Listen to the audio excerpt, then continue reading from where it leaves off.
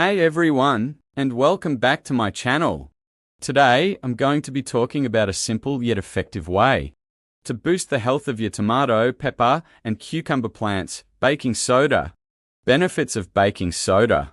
Baking soda, also known as sodium bicarbonate, is a versatile household product that has many uses, including in the garden. When applied to your plants, baking soda can neutralize powdery mildew. This is a common fungal disease that can appear as white spots on the leaves of your plants. Baking soda helps to create an inhospitable environment for the fungus, preventing it from spreading. Control other fungal diseases. Baking soda can also help to control other fungal diseases such as early blight and leaf spot. Boost overall plant health by creating a slightly alkaline environment around the base of your plants. Baking soda can discourage pests and promote healthy growth. How to use baking soda.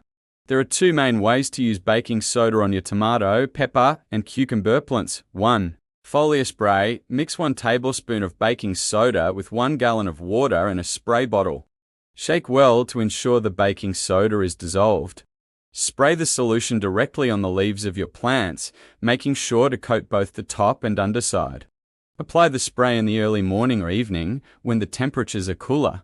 Avoid spraying your plants on a sunny day, as this can burn the leaves. Repeat this process every 7-10 days, or as needed. 2. Soil drench. Mix 1 tablespoon of baking soda with 1 gallon of water. Stir the mixture well and then carefully pour it around the base of your plants. Avoid pouring the solution directly on the stems or leaves of your plants. Apply the drench once a month throughout the growing season. Important tips.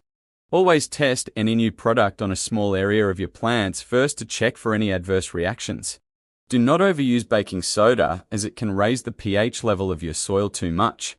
Baking soda is not a substitute for regular pest and disease control practices. Thanks for watching. I hope this video has been helpful. If you have any questions, please leave a comment below.